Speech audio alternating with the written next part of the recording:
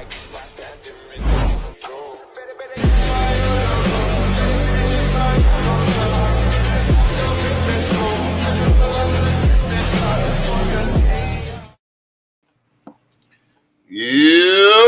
Welcome to another live streamed episode of A Different Day with Ja and it's Nisi. Good afternoon.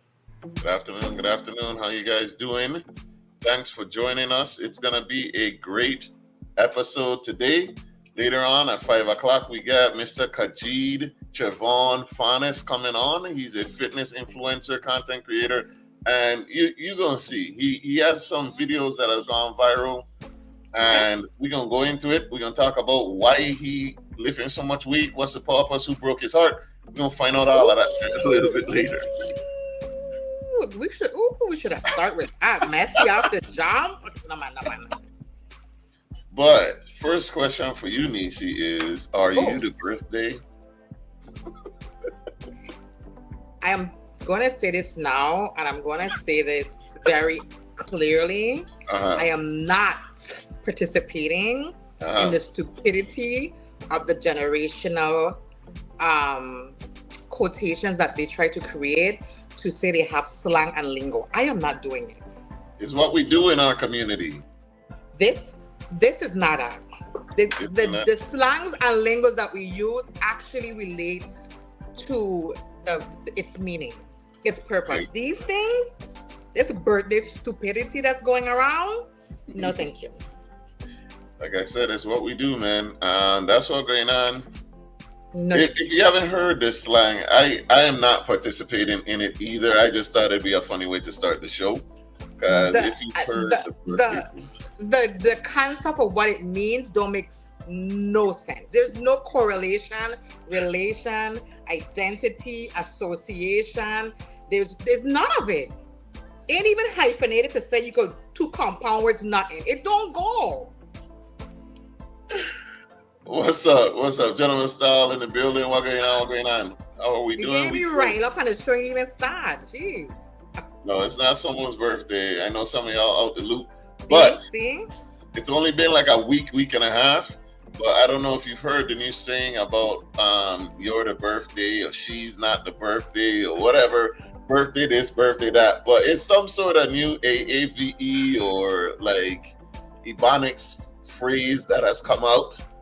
And, the Negroes are having a blast with it. So hey, I ain't mad at it. I was just trying to see if I know what's going on. I have not heard that, not yet.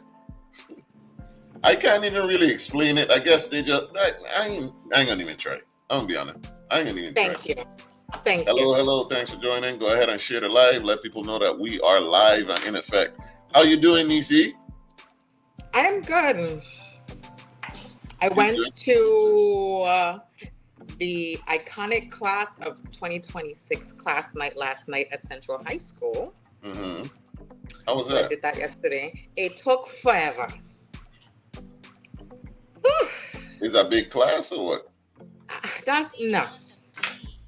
No. Well, the class might be big, but it wasn't. There were maybe about 75 or so kids that was there. But it was a very long program for some reason. The class of who? The iconic class of 2026. St. Croix Central High School iconic CHS iconic class of 2026. That's what their graduating class is named. Iconic class. Shout out to the CHS class of 2026. Big yourself up. I know sometimes it's difficult. Difficult to get through high school. We don't know what you have to deal with, what your parents have to deal with, but congratulations just the same. Yeah. Shout out to CHS and all the graduating students really for class of 2026. You know, I don't know if you want me to put this out there, but it is actually our 25th. Oh, it hurts so much. Oh, my 2006 classmates trying to put on something. They should. It's our 25th, and we have not had a real class reunion. They're saying we should do it. I forgot it was that far already. I forgot we got that far on. Yeah, we old. Congratulations to whatever it is. It's our 25th graduation, time or whatever you say. Yeah. Oh, I have a beef I want to get into real quick. With me? No. Because we could. Relax. You charge up to them, man. Calm down. Yeah. You know that people get me. So, why is it that VI people gotta turn everything into a scandal? Like, their life is it's so boring. They gotta turn things into a scandal. So, something that I thought was very simple today turned into an entire thing. So, okay. We received a message about a lost puppy. Okay. We shared it. The person is trying to find their lost puppy. We shared it, right? Okay. I thought that would have been a simple thing. It turned into an entire scandal. One of the St. Croix groups. Okay, you missed some part of the story. You posted about a lost puppy. A flyer about a lost puppy. About a lost puppy.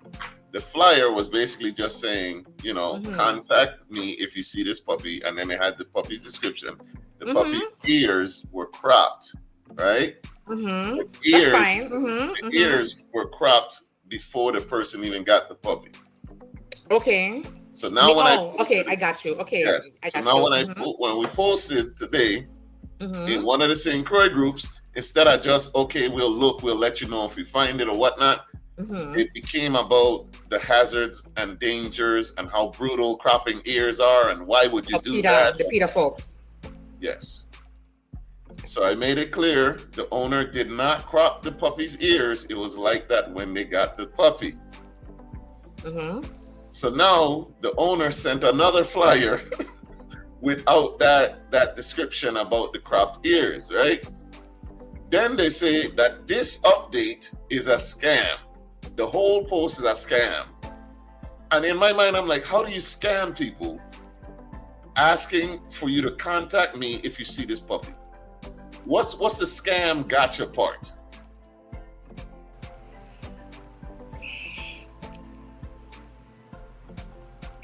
The PETA organizers are very sensitive about animals and animal cruelty, and I respect that. As they should, they can't speak for themselves. I don't get the scam either, but I guess they felt. I can't say they felt. I don't know. Exactly. However, how did you feel? It just it's a very sensitive thing, and people they're very triggered by things like that, in terms of animals and things like that. So I understand it. They lost the focus. Someone's dog is still missing. They would like to find their dog. So maybe you might use this clip as your reiteration of the flyer that the puppy is still really missing. Yes. The owner really loves their puppy. They really want the puppy back home. How can you help? If you see, please contact them so that their puppy can be returned back to the owner. Please, and thank you. But yeah, I thought that was crazy. So now the whole post is a scam. I don't know how you scam somebody asking for them to. But you're not asking for money. I don't get that, but yeah, I will. I didn't expect that I have to share the flyer, but I will. I will after we get off. I'll post it. I will make a clip and everything. But I just had to get off my chest. Like VI people, not everything has to be a scandal. You know what I'm saying? Like sometimes it's just straightforward.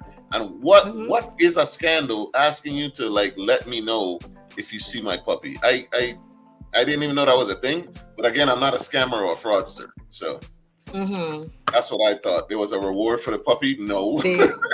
No. They didn't. They saw the puppy's ear and then they kind of lost focus of the importance. Yeah. People are fearful of being scammed. I don't blame them, but we're not asking for money. We're not offering money. Money ain't involved. But yeah, I just had to put that out there because it annoyed me bad. But let's get into some good news. Okay. We want to shout out these two, Reagan Ushensky and Ryler Miller. Thank God I got that correct. We want to shout out these wonderful VI swimmers.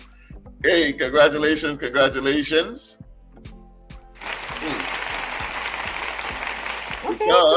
to them. Hi. A huge congratulations to our Virgin Islands swimmers representing Team ISV, Reagan Ushensky and Riley Miller walked away from the 2026 Carifta Aquatic Championships with high point honors in their age groups, an incredible achievement on one of the biggest stages in Caribbean swimming, with over 300 swimmers competing. With only 6 high point awards given across the entire meet, 1 female and 1 male per age group, 11 to 12, 13 to 14, 15 to 17, this is an elite accomplishment. For sure. Reagan Ushensky claimed the 13 to 14 high point title, earning an outstanding 86 points across 10 events. I don't know what a high amount of points is, I'm going to be honest. While breaking multiple VI records, awesome, Riley Miller captured the 15 to 17 high point title with 51 points over 7 events, also setting multiple Virgin Islands records. These performances are historic for the Virgin Islands, and we could not be more proud of the way these athletes represented our team and our community. VI strong, determined, unstoppable. That is amazing. Like, congratulations to them. We appreciate you guys going out and representing the Virgin Islands and bringing home awards. Like 300 participants and only 6 awards, 1 female, male in each category. We captured 2. That's amazing. Yeah, y'all doing big things. So congratulations to these 2. Yeah. Big up all the swimmers. You know what I'm saying? Because it's I'm always surprised by how you but we get the other swimmers. Yeah, big up the Virgin Islands swimmers. Okay. I'm always surprised the amount of people that we don't know how to swim. Yes. Go ahead. So somebody pissing your Cheerios. Clearly, I feel right enough, and I don't know why. So go ahead. Okay, now with you. Go ahead. Yo, big up these VI swimmers, man. You're winning big. We appreciate y'all. Keep doing what you're doing. We hope to see y'all in the Olympics sometime soon. All right, yeah. You're doing great. Don't let anybody tell you different. Also, so I noticed this. I'm not a big fetter, as I've said it several times before. However, when I saw this flyer and I saw it being promoted and being promoted early, like months in advance, I was impressed. So the British Virgin Islands has their Emancipation Festival coming up July 25th through August 8th. And look at some of the acts they have performing. Nadia Batson, Problem Child, 450, Popcorn, Sizzla, Rock City, who's from the neighboring islands, and Beres Hammond. And that's some. They got a lot more to come. And that's an impressive lineup already. Mm-hmm. And look, did you see? Listen, we're in April. This isn't until July, and they have this lineup already coming out. That's impressive for any Virgin Island, I think, because we are some last-minute MFers. But big up the BVI and their festival coming up. I just wanted to show y'all that because I don't know. They're not even the next one to have their thing coming up because St. Thomas is coming up end of this month. And then St. John is around 4th of July, right? Yes.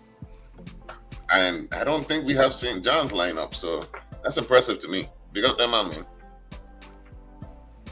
Very nice lineup, indeed. Big up. What else we got going on?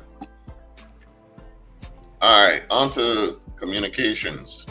A telecommunications provider told lawmakers this week that more than $7 million owed by local and federal government entities remains outstanding, with the vast majority of that debt already past due, raising fresh concerns about the territory's long-running problem of delayed vendor payments and the strain those arrears place on companies continuing to provide essential services. The issue surfaced Wednesday before the Committee on Housing, Transportation, and Telecommunications, where One Communications CEO, Siobhan James Alexander, outlined the scale of the government's unpaid obligations to the company. According to Ms. James Alexander, One Communications is owed more than $7 million by a mix of local and federal government entities, and 89% of that is past due. Asked by Senator Marvin Blyden which agencies were among those carrying overdue balances, Ms. James Alexander identified the hospitals, for instance, Department of Education, Department of Health, and said the company remains in discussions with those agencies as well as the Commissioner of Finance.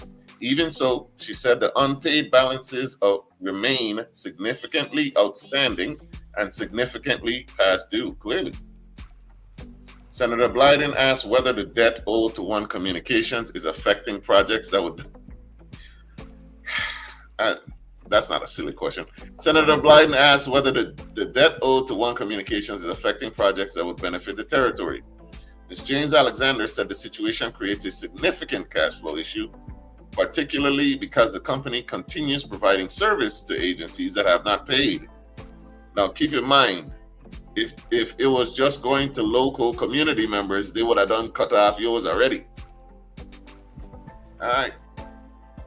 We represent and understand our actual role, and therefore we have not disconnected any agencies, but we continue to work with them, she said. She added that receiving the money already owed would allow the company to be able to be invested in other areas. Breaking down the total, Ms. James Alexander told Senator Kurt Biele that about $4 million of that is local and about 3.5 of that is federal. She said local government debt is 92% past due, while federal debt is 86% past due. I don't even know how it gets that far federally. The situation described by One Communications is not new.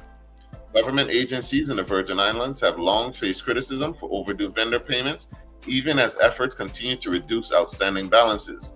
At the same time, new obligations continue to accumulate, adding to the chronic problem of past due invoices owed by central government and affiliated agencies. With budget season approaching, the issue is expected to remain in focus as lawmakers again confront the effect that delayed government payments are having on vendors' cash flow and the delivery of services across the territory. All right, One Communications, they are owed a lot of money. So they're not the ones in debt, the VI and the federal government are. What do you think about this, Nisi? I mean, I'm not necessarily curious, but how do we get this far in arrears? And I would like to know what time period the arrears are for. True. Like the value of the arrears is high, but depending on how many departments you're covering and buildings and locations, like I don't know what's being generated. Like what does time period is that like 6 months? Is that a year? What does that look like? And then my thing is, how do other how is this done on the mainland in terms of owing costs to our utility providers and so on and so forth? Like, there has to be a better way to streamline to ensure certain things are being paid. While we can't always do everything at the same time, I do understand that. It has to be paying Peter today and paying Paul tomorrow. Like, we have to be balancing out how we're paying people. And so when people could just send an email to get bank account change for monies, I don't understand why we can't get these other things. Yeah. Marcus is saying to cut their services off. I'm wondering, do they put these people on like payment plans and then they still end up in arrears, or they're just saying like, okay, we have money owed from you, but you provide a service, obviously, like Department of Education, Department of Health. Yes.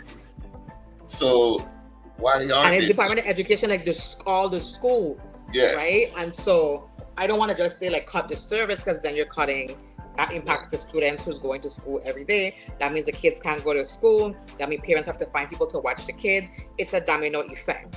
So that's what I'm saying. Like, some more clarity would be great. I do feel like they deserve their money, should be paid their money, should be compensated, they provided a service. But just saying like cut their service, I don't like. What's the impact of that? Yeah. Just pay them people, man. I hope they come up with a solution to this. Sorry. Yeah, Pompa said it.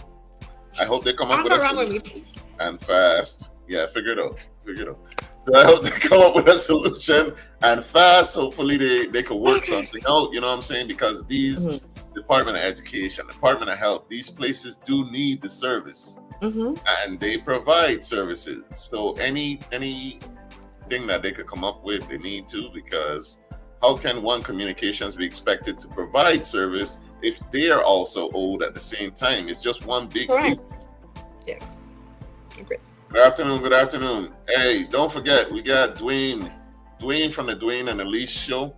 He's coming on. We're talking service. We're talking duty to country. We're talking joining up to the military and serving a country. And we're also going to talk a little bit about current events. And you know what I'm saying? I kind of want to get a recruiter on.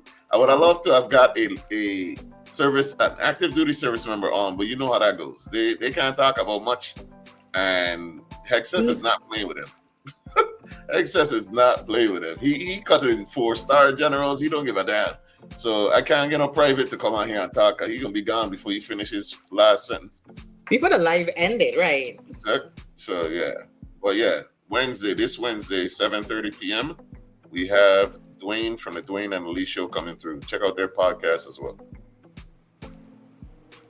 All right, we have that one communications thing. They need to get their stuff together. The VI government is known for not paying vendors. We got to take care of that.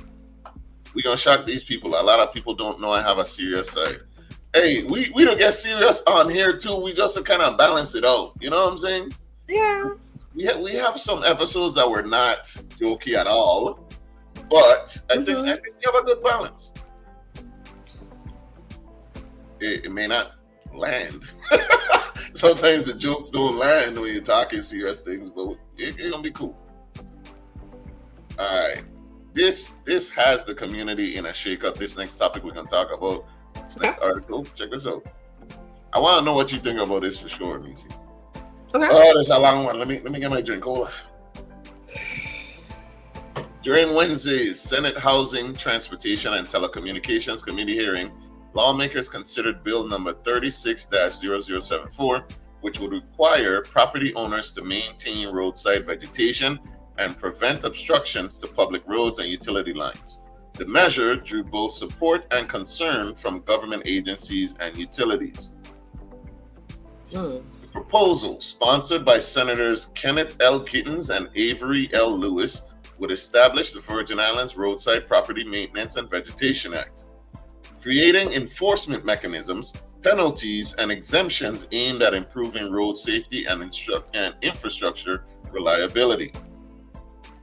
Gittens framed the bill as a response to what he called a persistent and territory-wide issue of overgrown vegetation blocking sightlines, encroaching on roadways, and interfering with utility infrastructure. He said property ownership in the Virgin Islands must come with clear maintenance responsibilities. The Virgin Islands Public Works Department backed the measure, but cautioned that without dedicated staff and funding, it risks becoming unenforceable, Commissioner Derek Gabriel said. He urged lawmakers to route unpaid fines to property tax liens and create a special fund to ensure revenue supports vegetation management.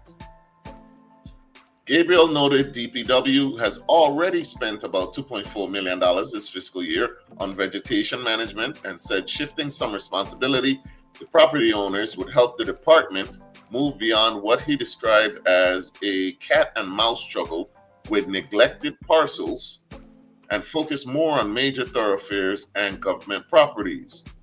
The Virgin Islands Waste Management Authority supported the bill as timely and necessary, but warned that disposal limitations could create unintended consequences. Executive Director Hannibal Mike Ware said the Anguilla landfill cannot currently accept green waste, leaving limited legal disposal options and increasing the risk of illegal dumping.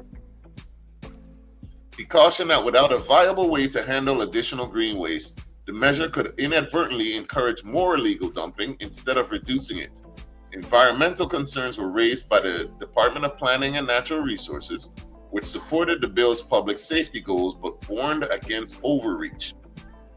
Assistant Commissioner Josette Walker said unclear language could lead to overclearing, potentially damaging slopes, drainage systems, and coastal waters.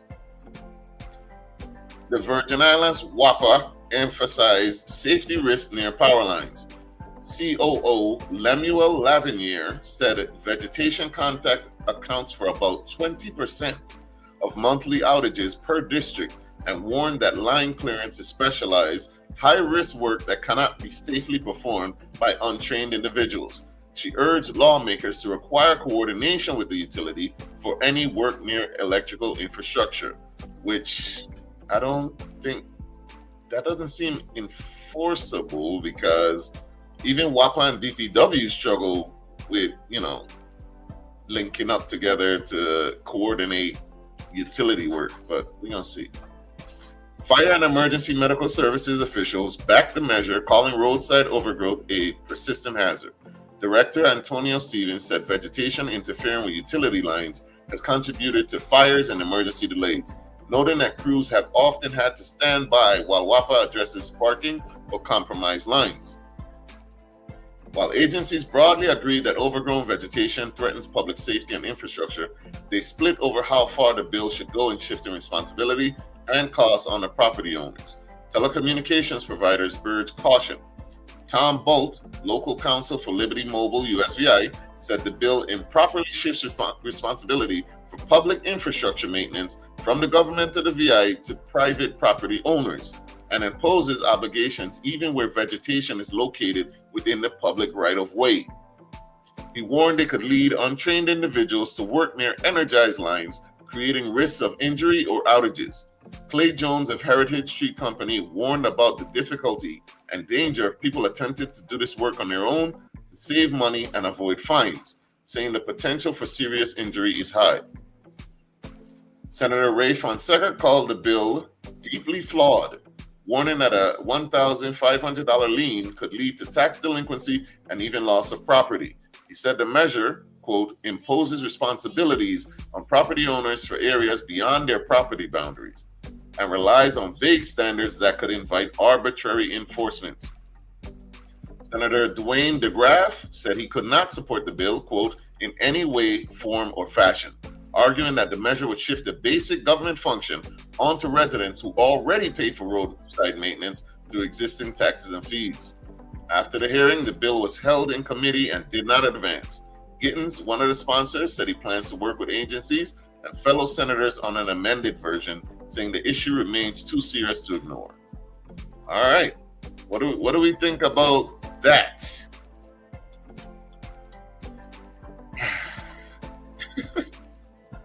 You muted. I said that was a lot, one. Yes. I do agree there seems to be some gaps in the bill.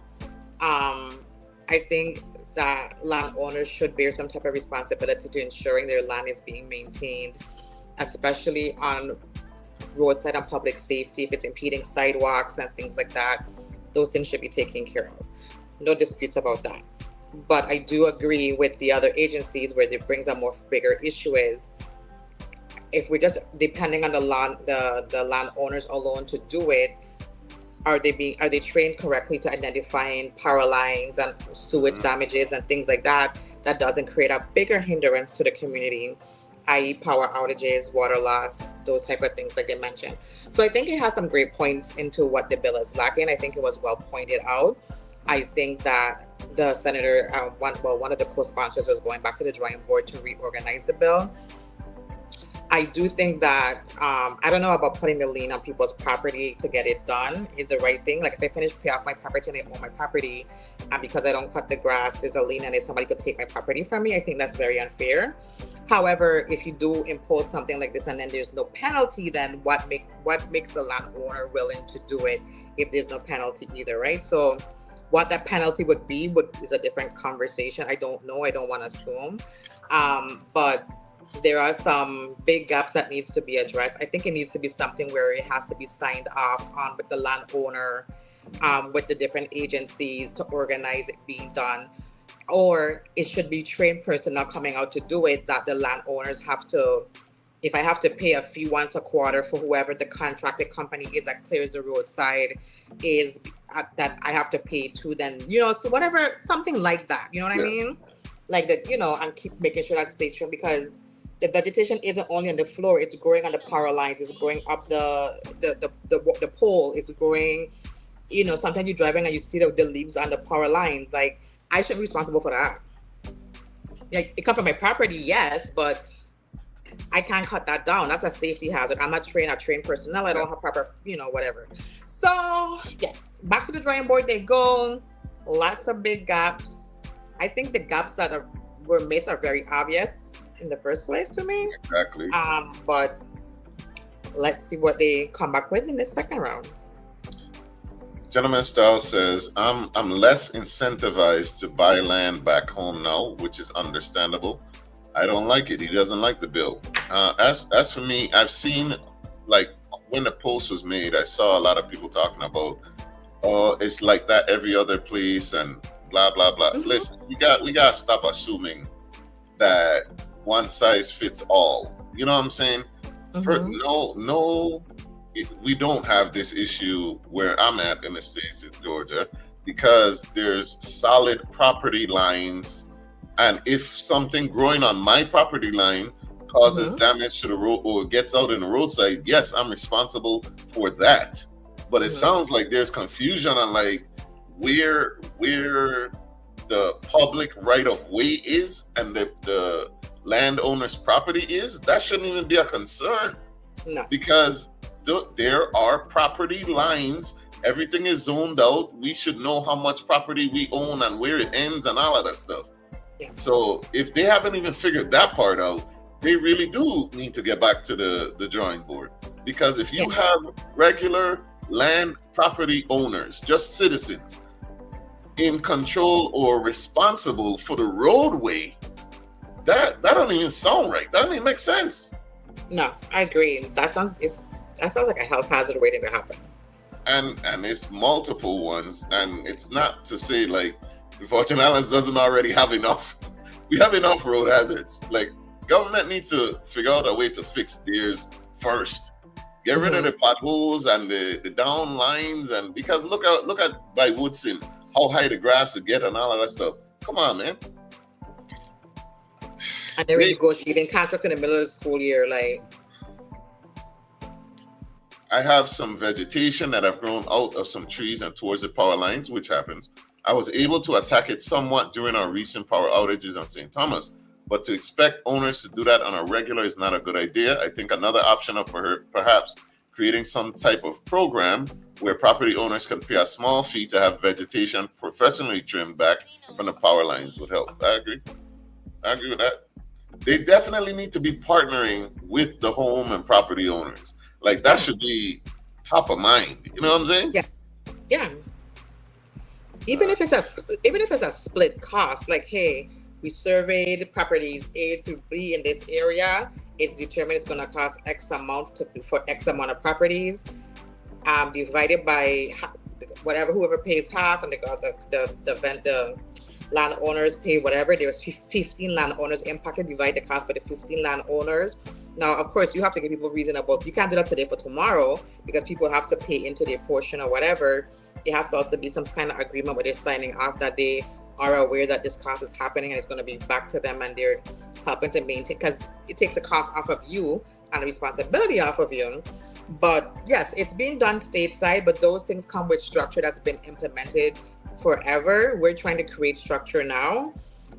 In terms of managing this, it's always been an issue. It continues to be an issue.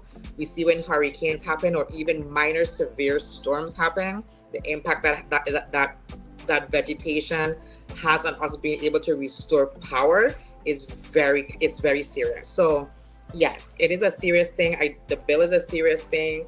It does need to be addressed. How do we address it is a different story. How it's implemented is a different story. Maybe we just need to train personnel in the government and whatever the department is to do it, because WAPA only does it in emergency response situations. They don't do regular maintenance. So if the power goes out because of vegetation, that's an emergency response. But to see that it needs to be done before the power goes out, that's not their situation to manage. Yeah. So clearly, if there's a need for it, a long-term, year-round need for it, that to me sounds like we need trained personnel on staff that does this full-time, or contractual trained staff that does vegetation management full-time can do it, because like you also said, there is no place to legally dump if it's on the landowners anyway. So even if they did do it, they can't dump it anywhere, which will then lead to illegal dumping anyway. So we're not even making a good solution. We're just creating another hazard somewhere else. So careful about that. Having trained professionals, because they're quick to open another department, put another commissioner over something, and then funnel money to it that ain't being used for what it needs to be. No, I think that should fall. I think it should fall under PVW. That would be my thought, because they manage roadside and so forth. They don't do all of the roadside maintenance themselves. They do contract out some of that roadside service to local companies. But managing vegetation that's near hazards personnel has to be trained a different way. It's not your regular grass cutting service. That's why I said trained personnel. They have to be trained a certain way to deal with it. And it also sounds like we need something that we can, even a mulcher or something that these people have to be able to use to destroy the vegetation and reuse it in a healthy way, because they can't dump it anywhere. Hence the word trained, and not just anybody who have a weed whacker to come and do the service. Yeah. And then making up the price as they go and whatnot. I agree with Nisi. There's a major construction project that was held up because DPNR refused to give a permit to clear the land due to the dump not accepting green waste. The approach has to be comprehensive. Yes. Yeah, agreed. All right. What's next? National news. Cash-strapped U.S. Postal Service suspends contributions to pension plan. If you hadn't heard, the U.S. Postal Service, which affects everyone nationally, they're in tight financial strains right now, and they are not even sure if they'll last till next February. All right. According to Reuters, the U.S. Postal Service said Thursday it will temporarily suspend employer payments for a federal pension program to conserve cash amid a severe financial crisis. USPS told the White House Office of Personnel Management it will stop making $200 million payments every other week for its employer contributions for the defined benefit portion of the federal employees' retirement system effective Friday. USPS warned Thursday that without reforms, it could run out of cash as soon as February. So the post office, which I am an employee of, they're currently juggling all types of options like shutting down smaller post offices, charging more. They already charge more. There's a gas surcharge because gas is going up now. Thank you, Trump. And they're just weighing a bunch of options, only opening, closing down offices either Tuesday or Wednesday. They're just throwing a lot of stuff up in the air. What I don't like about nothing. I said to see what sticks. Go ahead. Yeah, the issue that I don't like with major corporations is that the ones that tend to hurt the most, or the ones they take the money away from, tends to be employees. They reach into employees' pocket and take back money. As you can see, now they had an employee benefit that they had signed up for and they agreed to. The first thing they did was a pension. They've already started cutting back on certain routes in different areas and stuff like that. They just agreed this past week or two. They just made another agreement with Amazon to extend for 3 more years. Instead of the 100% of packages that they were going to drop down to only give the Postal Service a third of what they used to get before. Instead, they dropped it by 20%, so it's only going to be 80%. So things are changing. Money is tight. Dwayne says that USPS situation is by design. Trump wants to privatize it. We know how good he is with businesses. Huh? He's been said that too. But it don't work. It doesn't. But does that matter? Not in this administration. Congress mandated that USPS prepay retirement contributions decades in advance, a requirement that other defined benefit employers don't do, which hurts the bottom line and has affected the Postal Service going forward. Hello from Russia. Hey, what's up? What's up? Go ahead and share this. Hi, wow. Tell your friends that we're on. Let them know what's going on. We're all the way in the U.S. Virgin Islands and Georgia. Pick up yourself, Josiah.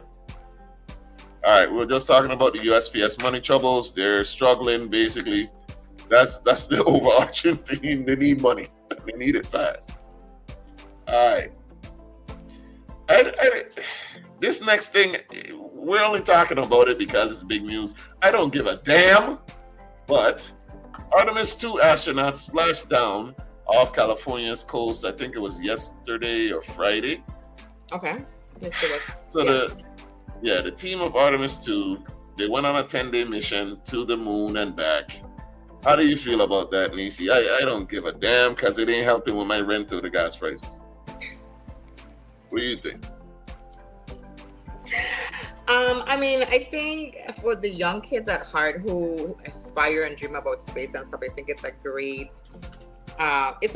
positive distraction of distraction. Okay. Yeah, a great positive distraction of the things that people tell you that is possible and you can dream of, and the things that you can reach for, that you can be in the stars and so forth. So I think it's a good example for the young kids to be able to have that hope that they can hold on to and continue to dream about. I didn't really pay much attention to it. I've seen clips here and there.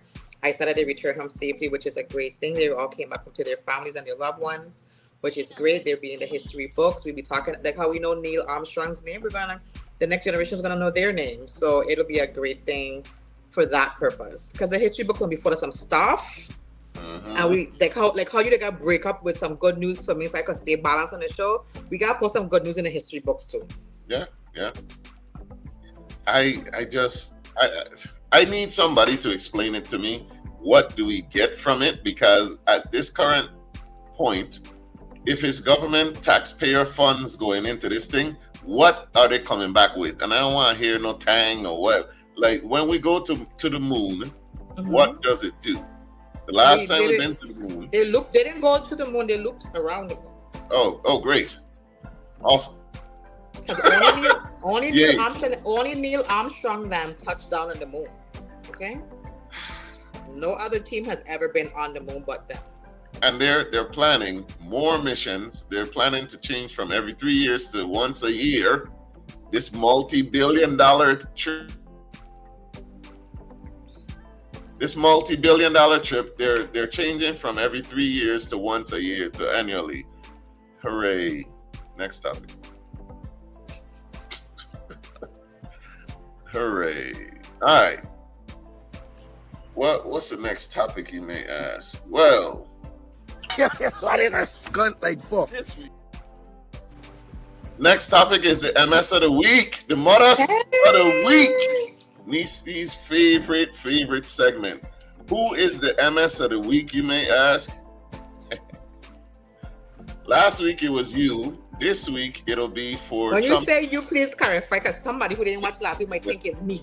Listen, not you, Nisi, but you, Virgin Islanders, who are allowing any type of candidate to run. This week, it is not this guy, but it is anybody that supports this guy. Kanye West, a very controversial figure, but people love him. They claim he's a genius. They never say he's a musical genius. They just say he's a genius, right? The guy is a great, amazing producer. He makes good music. I don't personally listen to his albums. Never had. I could never get into the backpack rap. But I cannot deny that the man makes a ton of money. They love him. His concerts sell out, except for this one. The Wireless Festival was canceled when the sponsors found out that Kanye West was added as the headliner. I don't know how you create a concert and then add the headliner, but okay.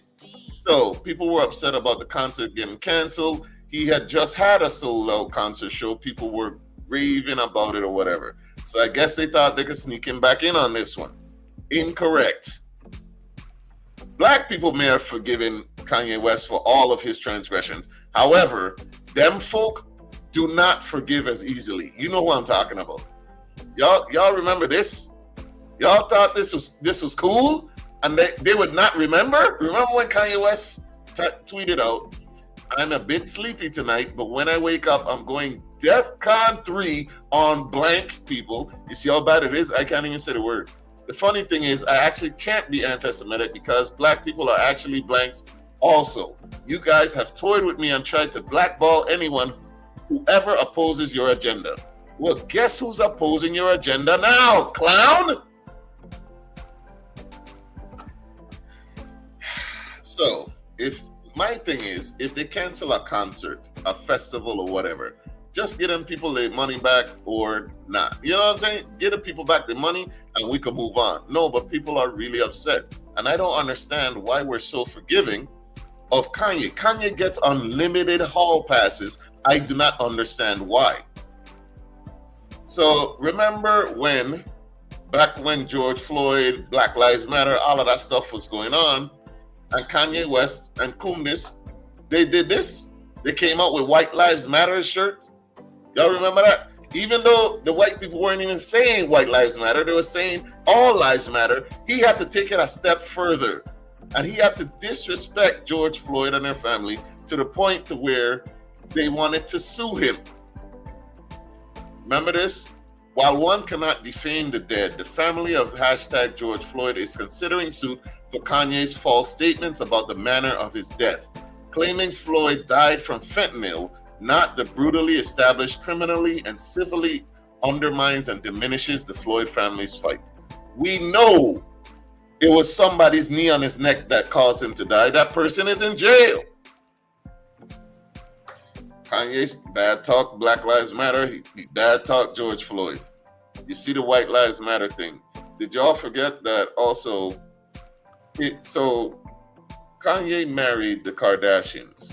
They love black penis. I don't know about black people. He married the Kardashians. Ended up divorced. Cannot even see his children because he's such a terrible person. And yet he still gets forgiven. This bipolar guy, which being bipolar is not a bad thing, but not taking your pills while you're bipolar is an issue.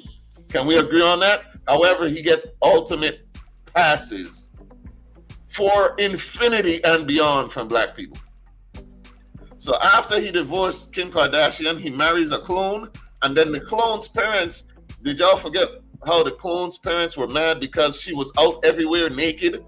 Like Kanye was traipsing her around, wearing basically nothing. And they thought that the daughter was basically kidnapped. Okay, cool. What about this? What about when he showed up talking to DJ Clownademics in a KKK hood? Can we agree that being in a KKK hood is bad and racist or not? He did this. All right, y'all probably excuse that. What about this? Y'all don't like Trump, right? We're mad at whoever got Trump into office. We don't like Trump. He's damaging the economy. He's kidnapping people from their homes. He killed 2 American people in the street through ICE. His reforms are not enriching any of us except for his billionaire class friends and family. We don't like you if you voted for him or got him into office. We will vote for Dor. We don't like the Cubans because they did that. Why does Kanye West get a pass?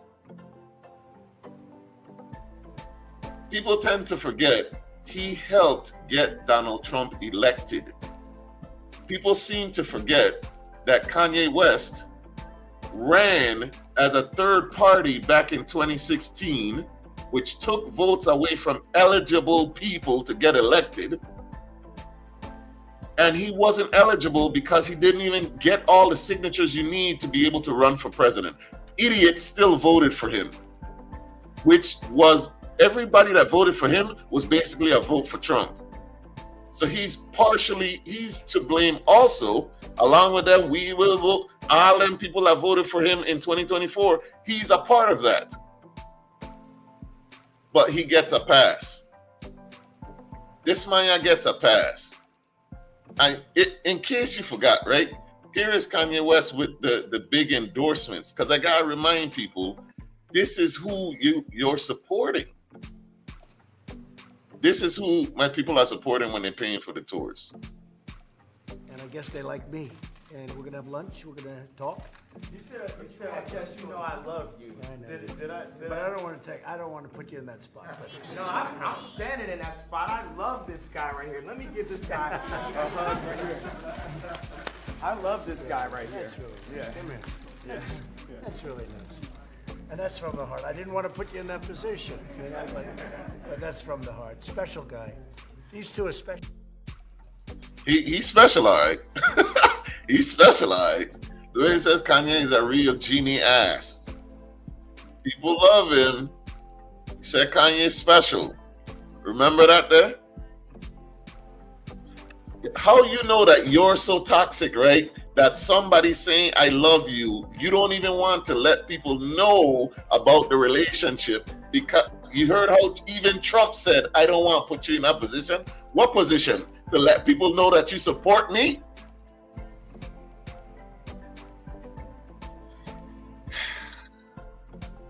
One more video and then I'll ask it. One more video, because I hate Kanye and everything he's about. Not to mention the whole slavery was a choice thing. I thought we were mad about that. Apparently not. So if you don't think that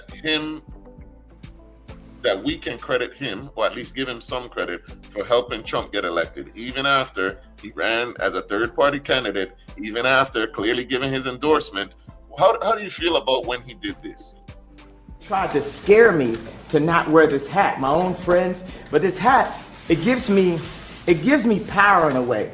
You know, my dad and my mom separated, so I didn't have a lot of male energy in my home. And also, I'm married to a family that, you know, not a lot of male energy going on. It's beautiful though, but there's times where, you know, it's something about, you know, I love Hillary, I love everyone, right? But the campaign, I'm with her, just didn't make me feel as a guy that didn't get to see my dad all the time, like a guy that could play catch with his son. It was something about when I put this hat on, it made me feel like Superman. You made a Superman, that's my favorite superhero, and you made a Superman cape. The MAGA hat compared to a Superman cape. That's quite an endorsement. He damn near called Trump his daddy. And now here we are. Just I asked, what country are you from? ICE is not from your country. I am from the United States. Pretty sure ICE is in that country, bro. Keita says, I was ignoring Kanye so much, I didn't even know he did all his antics. That's because people will forget. Our memories are short. That's why I'm pulling all this stuff. Our memories are short. This is how people that end up supporting people after they don't forget everything that he's done. How, if you support Kanye, you support Trump. What an idiot. Y'all will get over it, right? But he's still doing antics like this. This man still to be saying crazy stuff and it gets dismissed away. F Kanye, man. That's how I feel. I will never like this man. I have not liked Kanye since he told George Bush on national TV that he doesn't like black people. He is not the same Kanye. We need to get over it. A waste of talent. I don't know how I could support this man and get this man money and thing, man. He doesn't like niggas. Plain and simple. Kanye don't like niggas. Everything he's done so far has been for Kanye West. That's it. If you support Nicki, Snoop, Nelly, you support him. That's all it is. All that man I don't mess with no more. After they supported them, Snoop was one of ours. Snoop was supposed to be one. That hurt me. I ain't gonna lie. Kanye, who? I've never supported him. Listen. Snoop kind of turning into Switzerland. Explain. You know, he's not leaning on either side directly, but he's willing to be the to let both sides speak. But he performed for Trump and them, though. I didn't say he didn't. I just said Switzerland. Hey, friend, I forgot my manners. Hello. Welcome, Louise. Thanks for coming in. And, you know, some people don't have loyalty to the politics. Like some people, like if I perform a gig, they perform a gig. They're not like pro-politician or anti-politician, even though they should, because the things that they do impact our lives, whatever. But some people are just about their business. Like some people, like how some people would be like R. Kelly deserves to be in jail, but his music still stands. Like his musical genius, you can't undermine that. But we don't support the things that he did, and he did what he's supposed to be. Okay. But I never be like, so that's to me like Switzerland. I hear you, you know, but even Switzerland recently joined a cause, and that was against Trump. I took my glasses off when I read it. I took my glasses off when I saw the last word says and Switzerland. I said they picked a side. Even Switzerland is picking a side against Donald Trump. How bad things have to be for Switzerland to use their voting measure? So now we cannot give Snoop a pass. You see, don't do that. Stop leaning on the fence. Nah, Snoop got weird too. He been having boomer complaints. In my country, skin color doesn't mean anything. We love everyone. Which country you in? Which country you from? He said, what? Is that Russia? What you say? Let me go back. Where did he say from? Hello from Russia. Yes, from Russia. Wait, in Russia where the basketball player get catch and they were about to set up to the gulag? Aye, bro. I hear you. I hope that's true, but I don't know. I've heard some things. And Putin ain't easy. Pick a side. So yeah, I don't understand that, right? That you can be against Donald Trump but be for Kanye West, which is the same thing. It's the same ballpark. Y'all forgot about everything he's done. He helped Donald Trump get into office the first time. He actively participated. My thing for Snoop and them being Switzerland and all of that, that's cool. That sounds good. However, at the very least, if you are a musician or a performer or something, you should not be a part of helping or performing for someone that actively is hurting the people that are your supporters. It ain't even about him being black or white or whatever. If I make music, most of my supporters are black. There's somebody hurting black people. Why would you then align yourself with them at all? If you're about the business, you're hurting your supporters though. Nicki Minaj, why she went off like that on the gays when that man was her damn base? What? That's who named her Barbs. So what? It don't make no sense. At the very least, don't hurt the people that support you. But hey, they're all looking pardons of some kind that will never come. Hey, he, regardless of what some may believe, he won't be able to run again. I love Tupac. Hey, all eyes on me and all that. Hey, I think Snoop did come back and said he understood the impact of the decision he made. Now, I think it's either he lost followers or lost other big things he had in the pipeline from it. But he didn't say that part. But we all know the saying, when you understand the impact of a decision, something impacted you. Exactly. That's all it is. That's what it is for. Hey, our guest just showed up, but that has been our... What is a skunt like for? That was our MS of the week. Shout out to Kanye supporters. I could go to hell. Hey, what going on, Ria? What going on? How easily they forget Boyz II Men at the White House. Yeah, true. I did forget about that. Here he is. There's the guy. What going on, Kajid? Hey, what's up? Good afternoon. Can you hear me, my brother? We can hear you. So nice and loud and clear. All right. We got Mr. Kajid Javon Fanis in the building. He's a And you pronounce it correctly. Hey!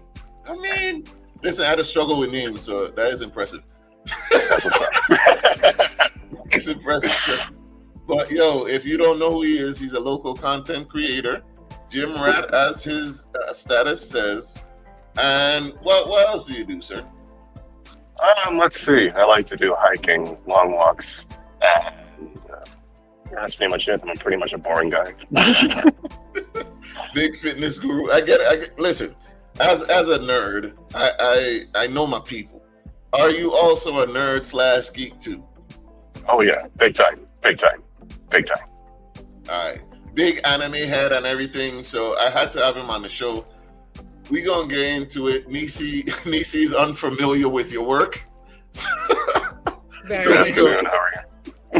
So we gonna get into it. I know this nigga would have worn a muscle shirt. I knew he would have worn a muscle shirt. I knew it. Exactly. You gotta always have the guns out at all times, man. Yeah. with License the firearms. hair in the way though, like I can't see the gun loaded, Hey! you know.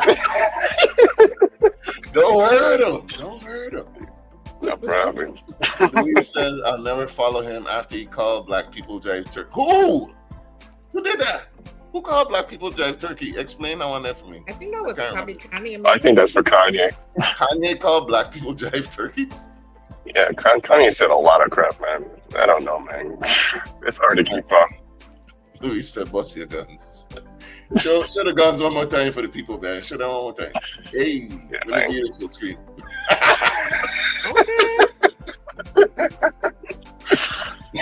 All right, so we're gonna get into it. If you could go ahead and introduce yourself to the people, tell them who you are, what you do, what you're into, and why you're here. All right, no problem. My name is Khajiit Fanis. I am obviously a gym rat. I currently work at a local gym called VI Muscle, which is located in Golden Rock in the 340 CrossFit building. I also love to post videos and talk a lot of crap on social media. I'm just a simple man. And we're here on this wonderful podcast. Yeah, I invited, I reached out, right? I had been introduced to you a while ago when one of your videos had went VI Facebook famous, I should say. You were on VI Outlet. I'm pretty sure we had shared it to Facebook first, and then it got like spread like wildfire. But I just let Nisi watch it before this. So we gonna get into it. This is my introduction to Mr. Khajiit Fanis. Yeah, this one. I soon come home. I'm coming to look for you. What's up? What's up? It does start. It does start. All right, relax. Well, we getting pop the balloon, but we're gonna get some water. We gonna play this. This was my first introduction to Mr. Khajiit, and I'm gonna introduce y'all to it now. Hold up, let me find the damn video. That one cracks me up every time I look at it. I don't date woman that is be dating multiple men at the same time. Sounds far-fetched, I know. If I gotta be competing with other men for your time and attention, let me know so I can move accordingly. Now, you are probably thinking, but Khajiit, that's how dating works. First of all, I don't care. Don't piss me off. Secondly, I am from the United States Virgin Islands, where dating means sleep with everybody you're talking to. And you could miss me with that My name is Khajiit Trevon Fanis. I have descended from melanated kings and queens of the ancient past. My body is composed of the same chemicals which burn and mix to create the stars that grace our night skies. I am a universal deity who's simply having a human experience. I was not put on this earth to be first runner-up for any of your mother scunt in this pathetic excuse of a civilization. Take me out the rotation expeditiously. The hard suck teeth is crazy. The hard suck teeth is wild. Okay, I'm gonna let you explain what you're saying here, what was going on. Also, I'm gonna try something new. I'm gonna put a poll. We got polls, right? I'll put a poll in the chat. Y'all go ahead, yes or no. Do you date people that date other people? Khajiit, please explain what was going on in that video. Honestly, I was just thinking at the time, like, you know, there's a big stereotype down here where people would date and then would like sleep with everybody that dates with them. I'm not saying it's the majority, but I do I have heard things, and it did inspire me to make that one video. I was just like, you know, let me add a little comedic spin to it. I just added like a little, if you're familiar with the show Invincible, like I stole one of his lines and like remixed it with a whole pathetic excusable private thing. I just hold up. Your audio sounding kind of rough, like you underwater. Oh shoot, can you hear me better? You got a mic? It's just like Bluetooth earphones. Okay. Yeah, it may need to be adjusted a little bit or something. Let me see. Let me adjust something real quick. That's- My bad. Yes, perfect. There it is. There it is. That's way better. Whatever you do that. That was way better. All right. Hey, y'all click on the poll, please, in the chat. All right. Dating don't exist in the VI, unfortunately. That could change. Matter of fact, it's y'all women fault, and I'm gonna explain after he done. Where's the link in the poll? Which chat did you put it in? I don't. And look, this is my first time. Now you mute. So hit 1 or 2 in the chat. My bad. Give us a 1 or 2 in the chat to vote. Do you date people that date other people? Hit 1 for yes, 2 for no in the chat. Let's see the numbers, please.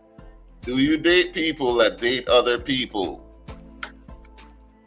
100%. All right, there we go. Come on. Do you date people that date other people, or you gotta be exclusive from the jump? I don't even know how that works, but why Can you hear me? Okay, cool. So yeah, go ahead, explain, Anayo. 1s and 2s in the chat. Do you date people that date other people? 1 for yes, 2 for no. Yeah, for me, in terms of answering that question, it depends. Like, dating as a whole, as I see it, you're getting to know a bunch of different other folks, especially if we're not committed. I don't owe you any commitment. Likewise, as you would do for me as well. Like, we're not established anything yet. So it's okay if you see other people, but don't get cracked by another man and then tell me good morning the next day. Don't disrespect me like that. Come on. I wouldn't do that to anybody. What? That's how I feel. Hold up. Okay. Explain the rules for dating. How do you get with someone, and shouldn't they already be, isn't it likely that they're already dating other people before they meet you? How does that work? I just always assume that, hey, I'm not the only one until it's hey, I want to pursue something with you. So, because for me, I'm nobody's father. I'm not here to control your life or whatever. But once I feel like we establish that 1-to-1, then I could be all right, I want to be with you forever. I want to pursue something serious. But there was nothing established before then. It's free range, but it's just I just don't like the idea of it's just the whole sleeping with other people and you talking to me thing, man. That's just the only thing that just grinds my gears, man. I just can't do it. I can't do it. I'm not strong enough for that. So what if they tell you they're dating but not sleeping with other people, they're seeing other people but not having sex with them? That's fine. I'm cool with that. Fine. Okay. Nisi, go ahead. I was just waiting. I'm just waiting on how far it has to start somewhere before the transition happens. I'm just waiting for what point he's at. So yeah. Okay. What were your thoughts on the video, Nisi? I know you have some. I mean, first of all, it was the tone of the video that was just, I think that's what set the video off, is the tone. The suck teeth was crazy, and I miss suck teeth, so I could tell you the suck teeth was crazy. And it's just the expectations. You have an expectation, and you're very clear expectation. I think that's great. I think you made that very clear. I think people are always going to test your boundaries, whether they know even when they know. But you have your point. You're listen, they say for me, this is what I want. They say what you're dealing with, and everybody else could go, kiss their mother. So I appreciate it. Appreciate the facts. All right, we need you guys to vote in this thing, man. I try and see what it come out to. So far, only one person I think has voted. 1 or 2 in the chat, right? Do you date people that date other people? 1 for yes, 2 for no. So basically, yes, if you're cool with whoever you're dating, be dating other people. 2 for no if you're not cool with it. All right. So the sex thing is the issue. You don't want to be sharing no fluids, none of that. Okay, that makes sense. I got it. I don't have no problem with it because condoms exist, but Okay, is the competition an issue? What is the actual issue for you? I mean, competition is not an issue because I'm number one no matter where you put me in.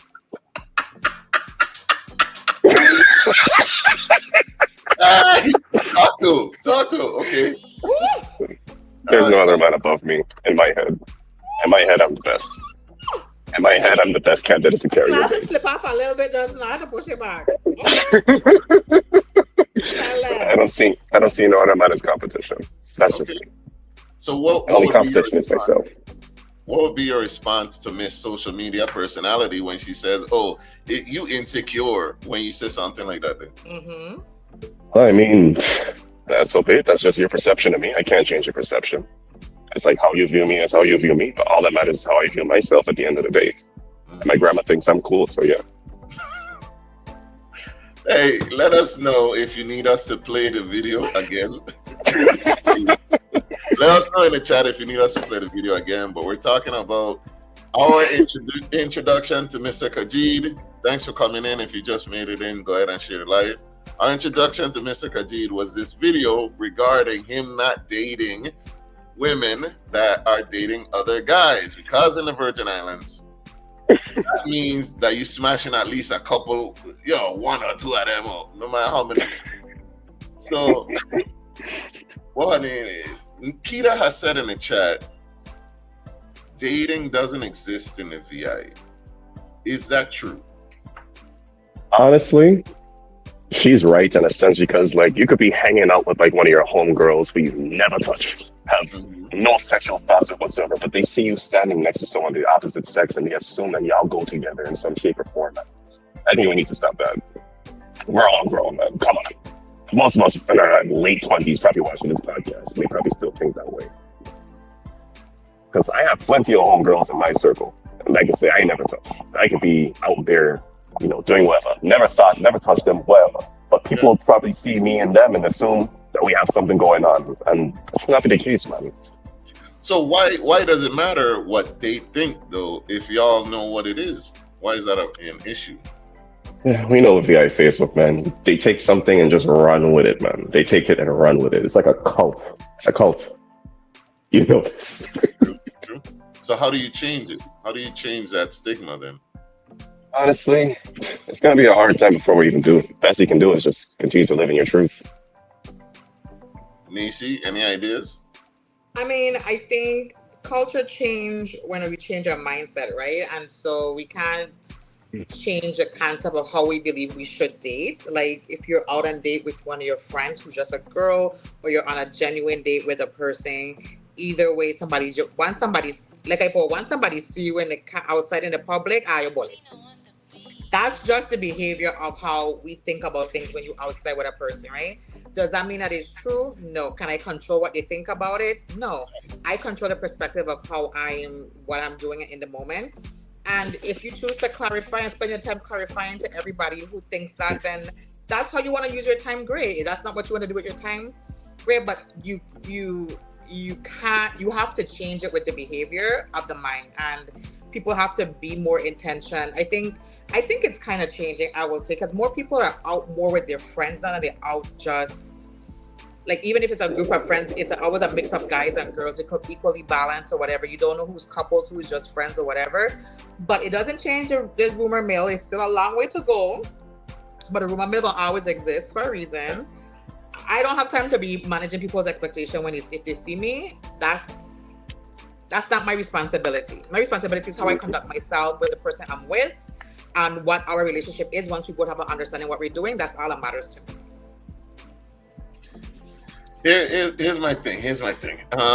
As far as the no dating in the VI thing, I think when it comes to dating, right?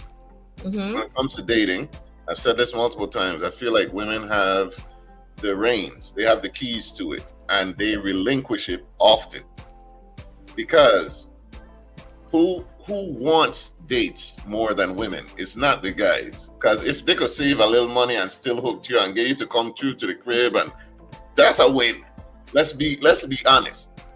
So if women got together and decided you ain't getting no pum, You can't get close to me unless we're dating. Men would change the way that they operate. Agree.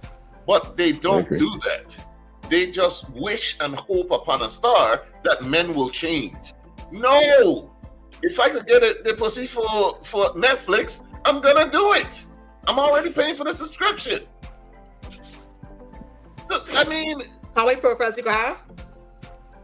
Hey, I can't use it outside my house neither because Netflix don't give out error code. So that ain't on me. We good. So man winning and women are allowing it. Because I'm telling you, and that goes for just about everything related to dating. If you don't think that a certain thing is a date, y'all need to agree. We ain't doing that. And men will adjust. Hey, what do I know? They will. They will or they'll move on. They'll adjust or they'll exactly. Move on. Or they'll find a man. A man will find another man if they have to.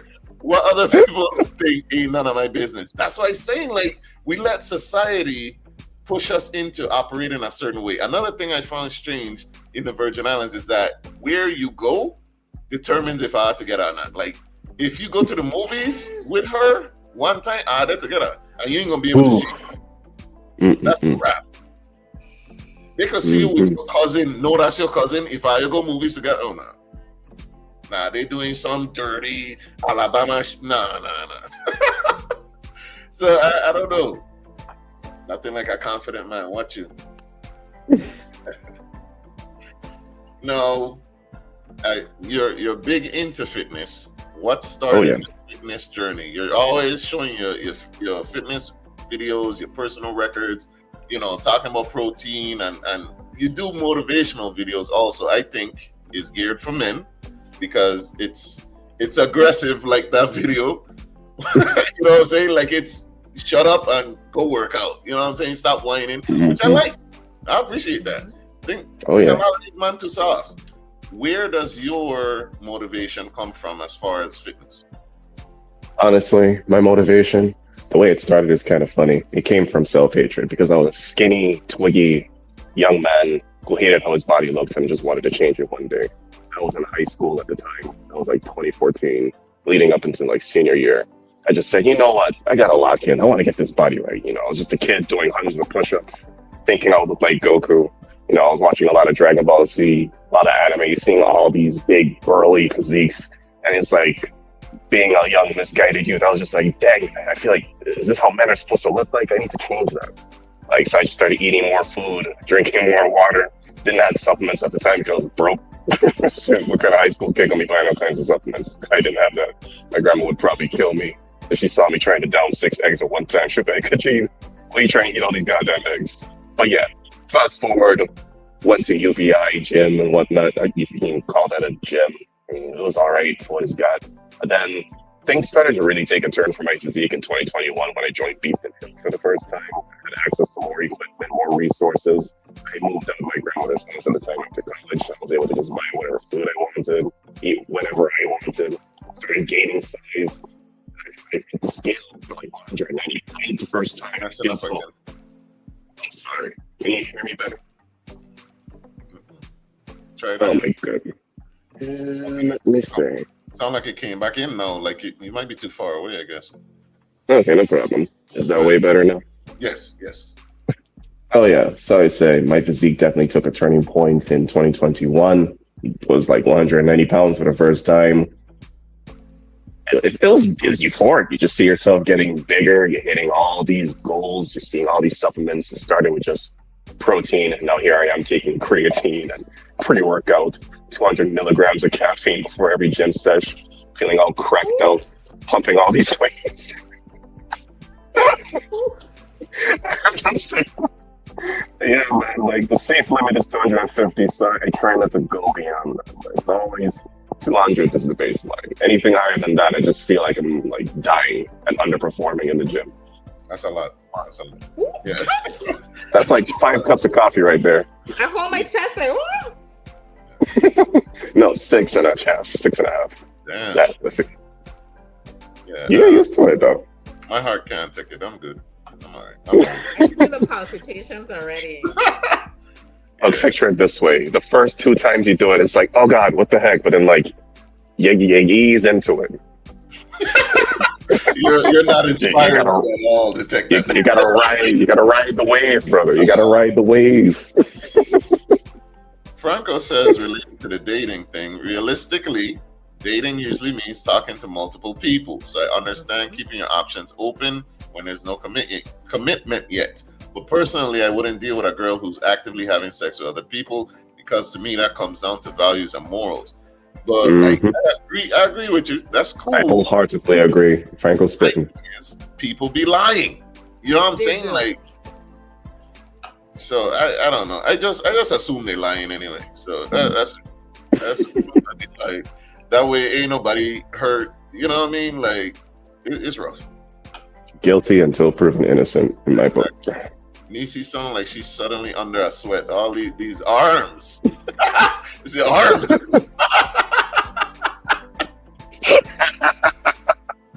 So with the fitness thing, you see how you can't get anybody a compliment. You see how we just talk about a rumor mill. You said the rumor mill start for real.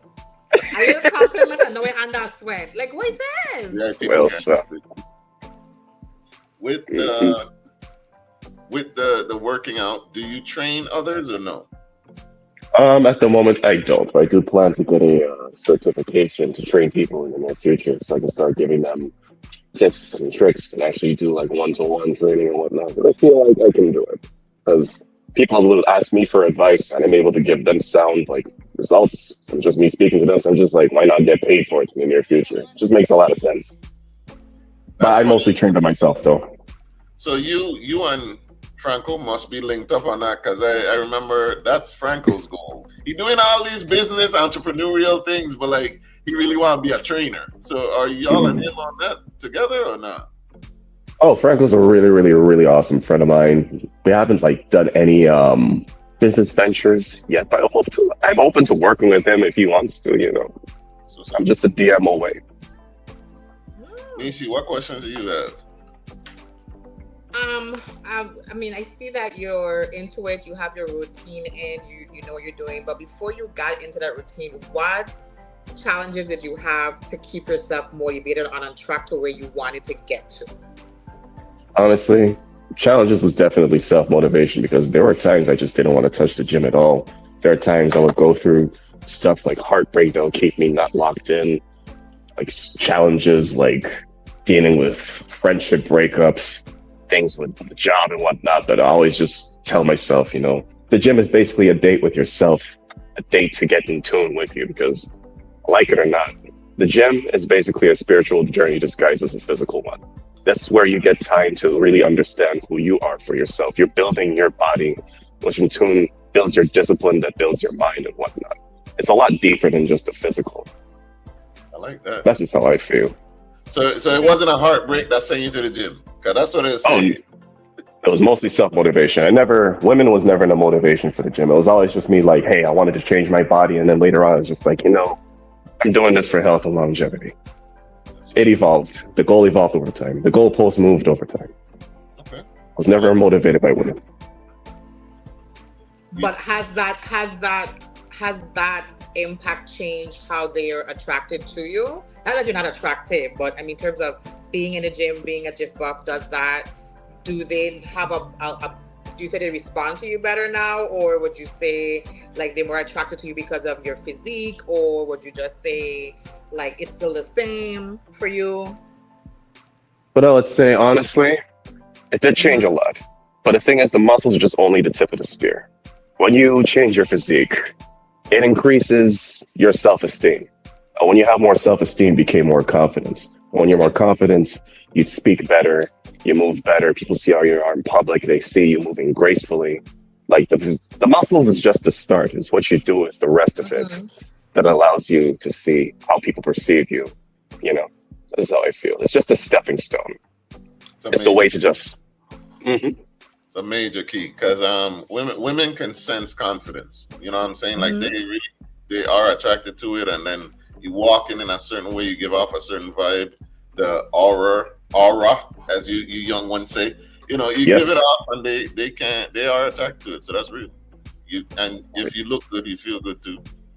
Exactly. You look good, you feel good. People see it, and they're just like, "Damn, look at this guy over there. Look at those buys. I wonder what is on his mind." Is that what happens? Okay. Mm-hmm. I attracted to men that can lift you up. That's a big thing. Okay. I second emotions. I can, All right. It's a live show, so this from the other side. I feel. Can I ask how you feel about Martin Luther King Jr.? I'm assuming. Hey, listen. It's a live show, man. Interesting. Can I ask King? Martin Luther King? That's a very okay. It's from our Russian viewer, Josiah. Okay. Yes. Anybody want to take it? No. I feel like Martin Luther King Jr. had the wherewithal, the fortitude, he was to speak.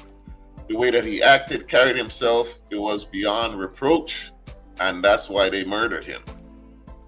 I think that he had the right idea, but the wrong way of going about it. I wish him and Malcolm X had joined forces, and the ones that were willing to do it by any means necessary protected the ones that were there trying to be peaceful. I think we would have gotten further if we had combined our tactics, but often as Black people, we get separated, even though we want the same things. Okay. All right. Yeah, that's all. All right. So I got another video of yours I want to show. This one was about cheating. I think this is a recent one that had me laughing too. Check this out. So, let me get this straight.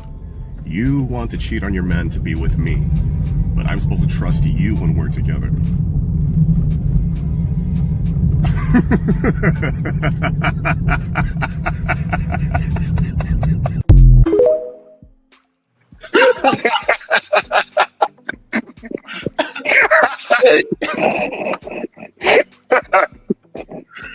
All right. So when I watched the video, right, the first thing that came to my mind was that Genuine. A lot of people don't know Genuine used to hit on a lot of like multiple different topics. But anyway, Genuine had a song about like what's so different. Like if you cheated on him, you're gonna cheat on me, right? Mm-hmm. And that's the first thing that came to mind. And it seemed like a simple concept to me. But how can you explain what you were getting at? They love the villain laugh, by the way. What were you getting at? The villain laugh was crazy.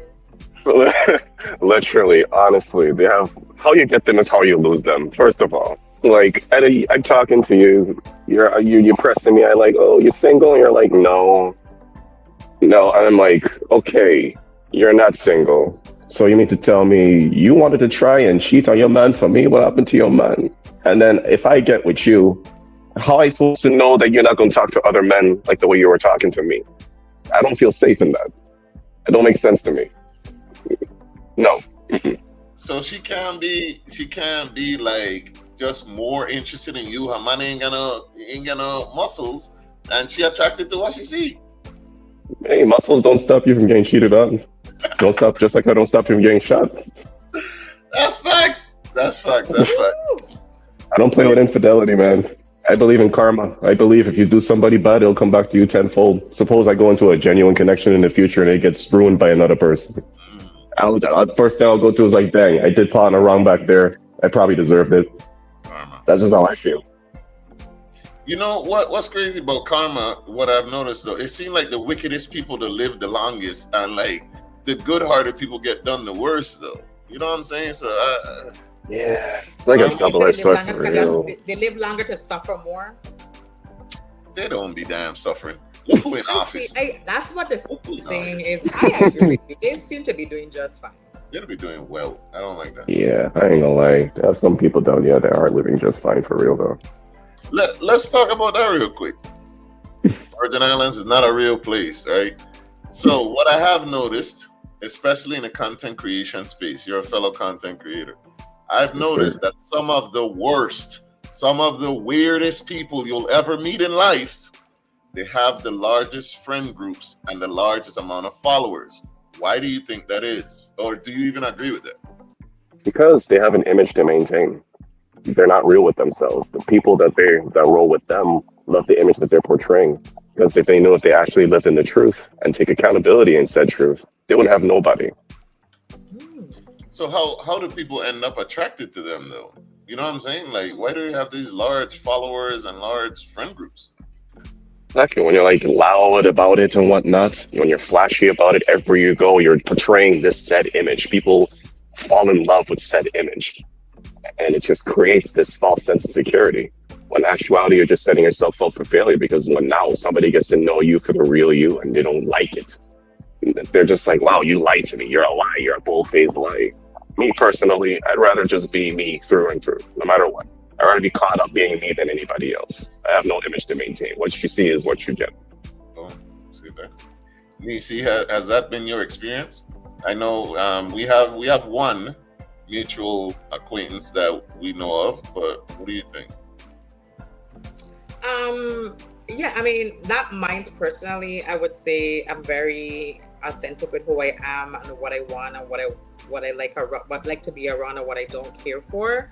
And so we do see that very often, where people who they don't know who they are or where they're going, so they mimic in the interim to fit in and belong, because loneliness is a real problem that people don't know how to deal with, and it's definitely a thing that triggers people into being depressive and things like that, and they rather pretend not to deal with their reality of who they are. But I feel like there's somebody for everyone, and you have to find the village that suits you and suits your need, that you can be yourself.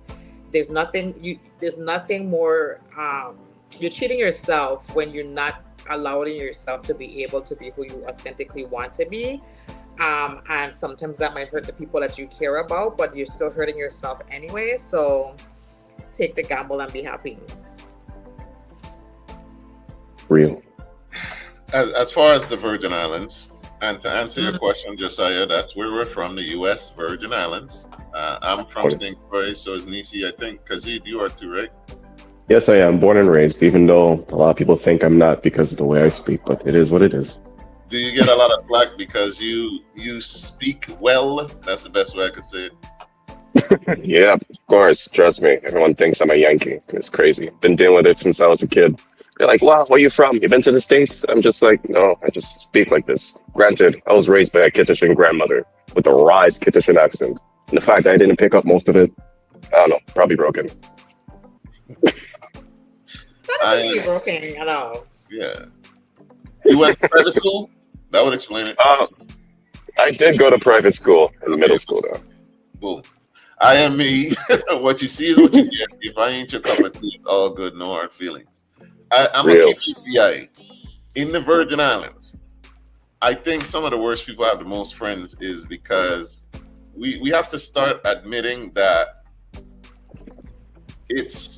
you have less good people than you have bad. I think that's anywhere. I think we have people that want to be good or want to do good, but the fact that in the Virgin Islands it's a small community and a lot of people get caught up in other people's business, like the melee to take off quickly. Overall, especially online, we know for a fact the algorithm pushes negative things further than it would something positive. And I think that it's like that has affected us more than we'd like to admit. Constantly seeing negative stuff has affected us as people. And like the fact that, like me and Nisi were talking about earlier, the fact that I shared a lost puppy and that turned into a scandal today should tell you like how off we are as a people. The first thing you thought was this is a scam. Crazy. It should tell you how negative our environments have become. And like, you'll have people that literally, like Kanye, he hasn't actually done anything for anyone else. And yet people break their back and they do all these mental gymnastics to explain away why he is the way he is instead of just admitting he's a terrible person. Because if you admit that he's a terrible person, you have to kind of look internally into why would I be messing with a person like this? And then that introspection is hard. You know what I'm saying? Like for MAGA people, why am I following someone like Donald Trump so heavy, so hard? He 34 count felonies. He's defrauded children's charities. Like, it doesn't really get worse than that, man. But why would I want to look inside and check into me and do some shadow work when I could just explain it away? Hey, everybody else is, this amount of people are, you know what I mean? That's why it's.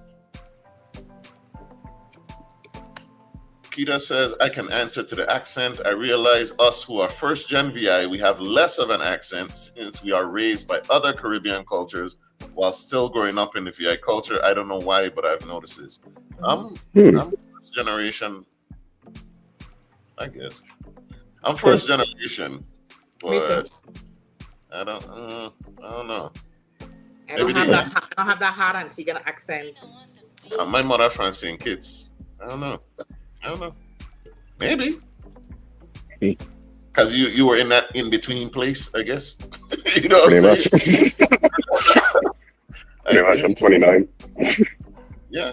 So you growing up in the Virgin Islands, which is an accent, but it's Americanized. Then you have people who are Antiguan, Kittian, Lucian that you're growing up with. So you switching your accent and maybe, hey, that might be it. That might be the answer. Probably. We got one more video of yours I want to show. Oh, sure. Go ahead. So Kajid not only does his, workout videos and his woman cheating videos, he has some very deep introspective stuff that I like also. Okay. I'll go ahead and follow him. We're going to get your socials when we come into the end, though. That's for sure. If there's one thing in this life that I can't stand, that pisses me off out of the many things that pisses me off, it's when women want to lay up with a dark-skinned brother talking about I hope my child doesn't come out with his skin tone. And I'm just here like, you know what? I hope the child doesn't come out with their skin tone either for the sake of their livelihood, upbringing, and overall peace, because y'all seem to be afraid of anything black or melanated, as long as it ain't dick.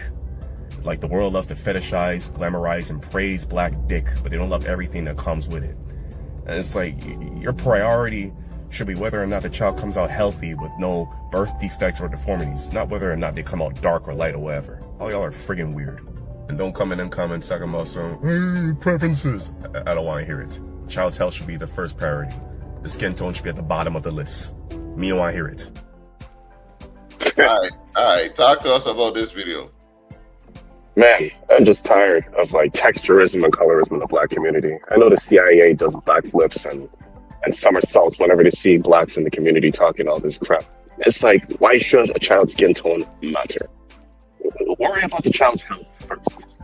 And then they want to say, I don't want the child to come out too dark. But it's like, you love laying up with the BBC, though. You love laying up with the black mandingo. When it comes to anything else outside of it, where are you at? I'm sorry, this may sound a little racist. This is why I only date black, because it's like, I feel like every other race fetishizes us. Ooh. I feel more safer with black women. That's pretty touchy, but hey, it is what it is. And that's just how I feel. It's funny because we're all dark-skinned folks. Okay. Nisi.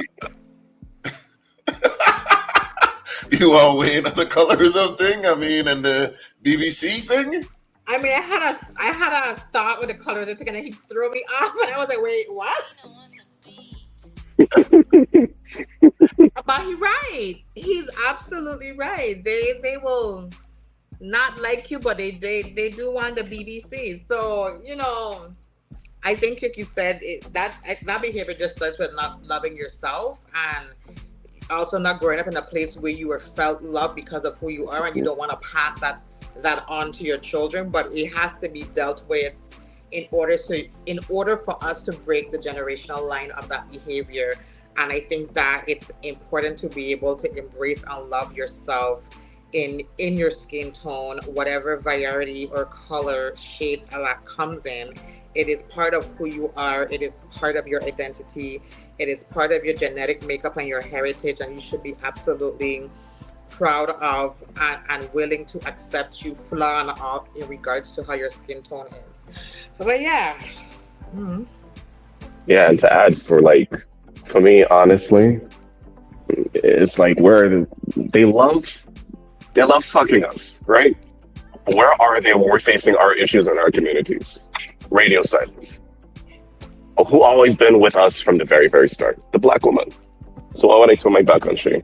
I'm not trying to be Dr. Umar, right? Because love who you love, right? Let me get that straight. You can love who you love, right? You can prefer whoever, as long as you're not being prejudiced with your preferences.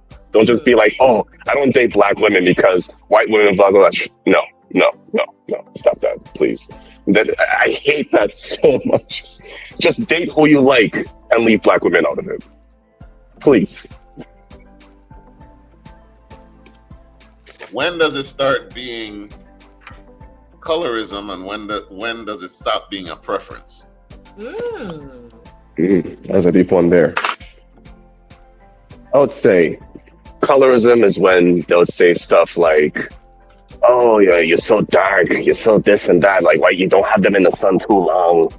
And when they'll say, preference would be like, hey, I like Latinas because they have nice accents.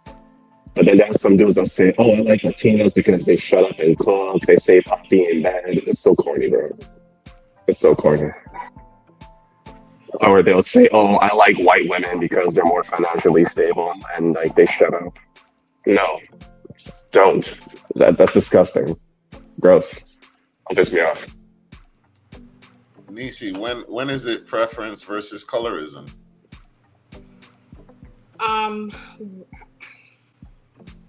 When you no longer, I think it's a matter of when it becomes your way of being versus understanding when it becomes your way of being versus your way of understanding. Meaning you don't really take the initiative to understand and appreciate who you are, your color and so forth, but you use the opportunity, you just keep having it be a preference to keep you back. Like you're not using it as a tool to help you progress forward. Okay. I think the best way that I could explain my idea of preference versus colorism, I think it's when I think it stops being preference when you're more focused on what or who you won't deal with. I think that's the best I could explain it. Like you said, every time you talk about who you're into, you're talking down on the Black woman. You know what I'm saying? Like, not just I prefer or I'm attracted to. It becomes, here's why I don't deal with these types. Yeah. You know like your preference. Thank you. Yes. Like your preference should be like, if you prefer chocolate milk or white milk, you prefer a different flavor, literally. It's not because the colors are different. You know what I'm saying? Like, they just are different. So and then you mentioned something else about, coming up and the baby too dark and stuff like that. Me being dark skinned, this is something, it's been difficult dealing with this transition to every dark skinned man. Like, we've only been popping for at least 15 years. Only been in style for about 20 years now, right? And coming up, it was a Puerto Rican man, especially in the Virgin Islands, the light-skinned, light-bright guys that got all the women them. I've been called too dark, and by people dark too now, I've been told that I've been called African booty scratcher coming up, and you know what I'm saying? Like, I've had all the names, Midnight, Shadow, all that stuff coming up, and it's from your own. That to me is the real colorism, because it's difficult to learn to love yourself if the house that you're coming up in, you get teased for being too dark. You know what I'm saying? Like, ain't that way they're supposed to teach me how to love myself in the house before I go into the world? Like, I'll never forget summer camp. I was in a summer camp that was in East. It was close to a beach. We used to go to the beach like every day. And every day I would go to the beach and I would get more and more shades. Until one day my mom said jokingly, "Ha ha ha, you ain't my child, how you get so dark?" And that had me like, damn, how do I get this off me now? You know what I'm saying? Yeah. I don't think we talk about it enough. No. I don't think we teach our kids about it enough either, because the way social media is so prevalent in these young kids' lives. Like, we're not teaching them how to appreciate and love themselves. People think that having to be on social media, posting content often for people to react and respond or whatever is what makes you feel good, is what makes you a good person, or that what makes you feel loved and validated. And then all they're doing is continuing to try to quench the thirst of that feeling, but it's not something they're ever going to quench. It's just like they're going to keep trying to need it and trying to want it and want more likes and want more followers and want more comments and want more engagement. And then the minute they're alone or by themselves, they don't know how to manage their own thoughts or their emotions or the real world, as that matter. They're so consumed in the fictitious reality that they've created in order to just be. And I think that's doing more harm than good. Yeah, like, these kids can't even go to eat lunch without being on the phone. I'm talking about like the 2-year-olds. You have to bring their tablets with you, that in order for them to sit on the table and have a meal. Or if we're going out to, I've seen people in the movies with their child with the phone in the child head with the headphones. Like, I have to bring the child, and the child can't watch the movie. Can't watch the movie like they're watching on the tablet or they're watching the phone. Like, they're so self-consumed with it that we're definitely creating some monsters in a battle, in relatively speaking, because we're not allowing them to thrive and fail in the real world. They have to struggle. They have to understand, like, there's a time and place for everything. There's this is great, we're going to do this, whatever. You come back home, then you can have your tablet time from 6 to 8 or whatever. I saw Mom recently, honestly. She just implemented a no electronics in her house from Monday to Thursday. I think it was Monday to Thursday. And she said it was such a hard, like no TV either. And so it was such a hard thing. She said the kids were crying. They were throwing tantrums. One of her child called the police because the child felt like she was being abused. But because the dopamine that these kids are receiving from being on the devices for so long, it's like now they have they're itchy, like, I need it back. And so they called the police because they felt like they were being abused. But she says now it took a couple of weeks, but the kids don't even ask about the TV, and they know when Thursday to Sunday comes, they can watch their TVs and be on their phones or whatever. But she says she's very happy she did it. It was so hard, but they actually have a structure now, and they know they can go places now and remove themselves from the device. And she said before it was such a hard thing for her to get the kids to do. And so that's what I'm saying is, even for us as adults, like, we're consuming so much media and so much of it, we don't, they're not even fact checking things anymore. Like, it's becoming you don't know what's real and what's not real, and you have to do your investigating if you want to, but most people won't investigate further to find out. You're waiting for the part 2 or the part 3 update to kind of know what actually happened, and so I think it's just a horrible trend that we're leaning towards. I don't know how we could fix it, but it's gonna be a rough one. Yes. So, Mr. Fanes, with that being said, what is life like as a VI content creator, with us all being absorbed with social media, and like the fact that the VI is a small place? Has anybody like said anything about your stuff, pressed you, approached you, or like how is that? Oh, it's funny for real, because like I'll be going to like the gas station for like a shake or something, and then they'll have people come up to me and be like, "Hey, you're that dude from TikTok. You're so funny. I like your videos." And I'm just like, "Yeah, that's cool, man. My name's Khajiit. I mean, I have a name, but it's funny." I never really had that before.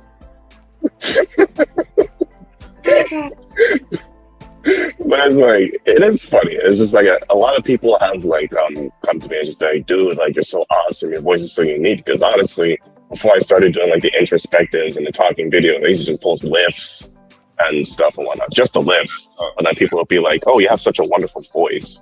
You can hear me still, right? Yeah. Yes. You hear me? Mm-hmm. Yeah. That people say, oh, you have such a wonderful voice. Like you should do more podcasts and radios and talking videos. And I'm just like, you know what? I should. And honestly, it's been doing pretty well. You know, I gather my ideas, I put them out, edit, do whatever I got to do. And you know, the people like it. Yeah. I've been working on my profanity lately, though. Because like earlier on, I was such a big sailor mouth, as you can see. But I've been trying to like, you know, I feel like you can get your point across without saying so much profanity, honestly. But it doesn't get pushed as much. That's what I've been noticing. It's like, if you're not like out here saying, oh, fuck, fuckity, fuck, it's not just going to be all over anyone's For You profile. It's just going to be pushed back. Yeah. People love the negativity, like you said. Like, I was genuinely trying to rage bait people back then. But now I'm just like, I'm just going to take it slow, you know, simple. It can get discouraging. Especially when you see the ones that are rage baiting, or you could see through it that there's no substance to what they're doing, and they're the ones that gets pushed, especially on TikTok. Sorry to say, like if you talk TikTok, man, on TikTok, if you're really talking about some stuff, good luck. Yeah, if you're not rage baiting or trying to make like cringy, out of place content, don't expect your stuff to blow up as fast unless your audience is mainly composed of like genuine, thought-provoking people, because it's not going to get as much clicks, trust and believe, and I'm seeing it. That's a fact. I say just post for you and post to find your tribe. You know what I'm saying? Like people that connect with you, because also that keeps the negativity kind of pushed away if you're finding a tribe that actually connects with your content. Like exactly. That's one thing. Them TikTok comments, oh my God, they're annoying. They'll find a reason to complain about everything. Jesus Christ. They will, trust me. And the funniest part about all of this is that, you know, it does take a while to build from the ground up when you're trying to be super genuine and clean. But when you do get there, it is worth it. I have seen creators be successful just being themselves and whatnot, but it did take them a while to get there. So it's just another hurdle you just have to learn to get over. Just keep being consistent with your posting. Don't let it get to you. Just be yourself, and the right people will find you. The right people will look for you. Don't let it discourage you from continuing to make your content. At least that's what I tell myself every day. Also, don't just follow the trends. Don't just do what you see everybody else doing. Find your own voice. All right. One other video, and then we're gonna wrap up, get your information, and go from there. One more video I want you to see and comment on. Nisi had sent this in, and I structured the question incorrectly. So I did a poll on it, right? On our page. I didn't structure the question correctly, so we're gonna do it here. I got another poll set up for this. Let's check out this video. I want you guys to weigh in. Would you rather have a beautiful idiot, meaning her IQ is low, or a universally unattractive woman that's nurturing, loving, caring, there for you, supportive, encouraging, and successful monetarily? I'd rather have a beautiful idiot. That's 2-0 right now. If I need to put that again, then.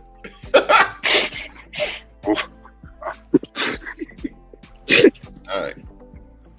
Wow. So in the chat, would you prefer a beautiful idiot or a conventionally unattractive woman that has her together? So ones and twos. Would you rather, one, a beautiful idiot, or two, an unattractive woman, but she has everything else? Talk to us, Kajid. Which would you prefer? Wow, that's a hard one, honestly, because it's like, you know. You said that's a hard one? I ain't gonna lie, man. I think I'll have to take the beautiful idiot, man, because it's like, Oh wow. Oh wow. I'm surprised. Okay, explain.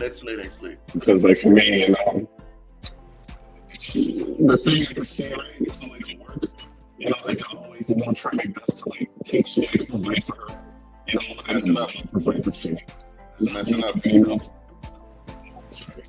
Can you hear me better? You know what his phone messed up? He's about to say some nonsense. You're about to say some BS. Okay. Let's try it again. Go ahead. You heard me? Yes. Is it on? Alrighty, no problem. Alright. Yeah. No problem. So what I can say to answer that question, you know, she may be a beautiful idiot, but doesn't mean she's incapable of learning. So I can try my best, you know, to help get her IQ up to speed, you know. And I can always provide for her financially. That's all good. I just can't do. Wow. Yeah, you cannot teach an idiot. Suppose that is just who she is and how she is, though. Like you can't teach an idiot, though. You have to take the person as is. There's no room for improvement. Oh, the other woman, no, because we could always find a reason why to like the woman who's you don't find attractive, she's not gonna get better looking. But she has everything else. And the beautiful one, she just an idiot. She ain't no smarter. Dang, I can't teach her. But dang, I'll have no choice but to take the unconventionally unattractive one then, because like shoot, if I can't build up the other one, then there's no point. She's just pretty much a liability. Yeah. Because in the comments of that, a lot of the guys said the same thing you said, the pretty one, because they can build her. And I'm like, so because they created a scenario to improve it, like if there's no scenario to improve on it as is, right? What do you do then? Exactly. You have to take the unconventionally unattractive woman, man. You can't do anything about the pretty one. She's gonna be room temp IQ for the rest of her life. Because somebody did the flip to that question, and it was like for the guys, and it was like the same thing. He has everything that you need, but he's not 6 foot tall, and he's 6 foot tall, but he's an idiot. And the women that was going with the 6 foot, and I'm like, this is the stupidity of social media. That's the opposite side. 6 foot.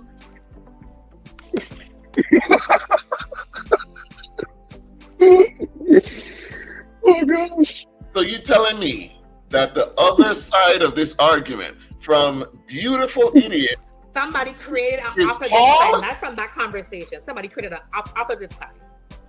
Tall. With a 6 foot man who's an idiot. That's all she needed. Who's an idiot.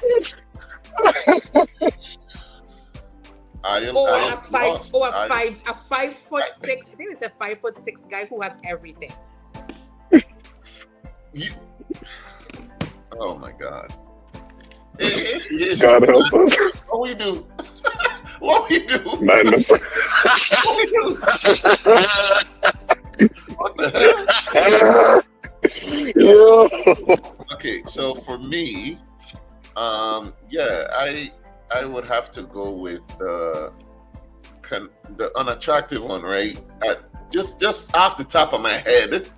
Now, I need. There's ranges. Who unconventionally attractive and atrocious?